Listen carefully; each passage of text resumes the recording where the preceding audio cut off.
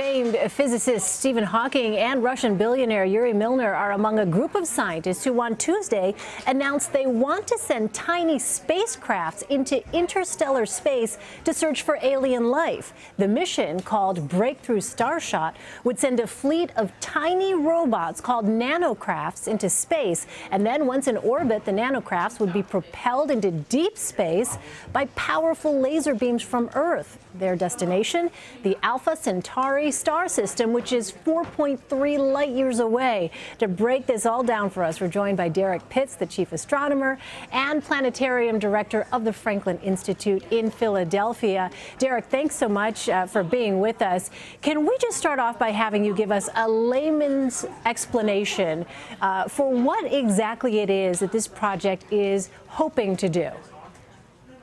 What the project is hoping to do, Elaine, is to shorten the time that it takes us to get from this star system to another star system, finding a much more efficient way of getting us there. If we were to try to travel in a spacecraft, like a real spaceship with, a good size, with plenty of room and sending people and all that sort of stuff, the expense would be absolutely enormous, almost unmentionable in price. And then it would take such a long time to get there. It would be what's called a generational spaceship, where you'd have generations of people making the trip. So in this proposal, what would happen is we'd cut that travel time to just 20 years. So instead of several hundred years, it would be just 20 years, and we'd still be able to gather a lot of information and return it to Earth for a fraction of the cost it would be to send a big real spacecraft with people.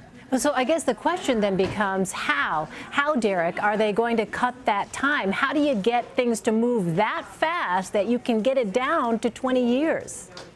Well, it's all about miniaturization. So instead of sending something very big, you send something much, much smaller. And because it's so much smaller, has so much less mass, the energy that you give to it can drive it at a much higher speed. Now, in this particular instance, what they're talking about doing, though, is leaving the fuel behind and delivering the fuel to this quote-unquote spacecraft as it travels along in the form of a laser beam that uses photon energy, the energy of the photons in the laser beam, to push the spacecraft along. So we're talking about a very, very tiny, what's called a nanochip, about the size of a postage stamp, connected to a very large sail, several meters on a side, and you drive the sail using the photon energy from lasers from Earth. Now, it all sounds very science fiction-y, I know. Yeah. But when we think about, going forward into the future, it's not an entirely crazy idea, although there are many challenges that would still have to be solved before we can really do this. But the possibilities are just so fascinating.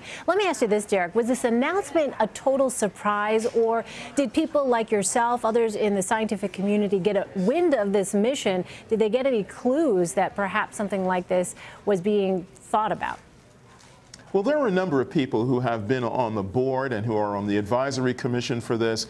And this whole idea, the Breakthrough Starshot, is part of a number of things that the board of directors is looking at as far as breakthrough technologies. What they call this operation breakthrough initiatives, where they're thinking of ways in which they can shortcut the traditional impediments to lots of things, and seeing if there are innovative ways they can come up with to shorten the time between what we think we would like to be able to do, or the information we'd like to gather, and a much nearer term. And so we've had some idea about this, but it's the marriage of these technologies that come together that really make this.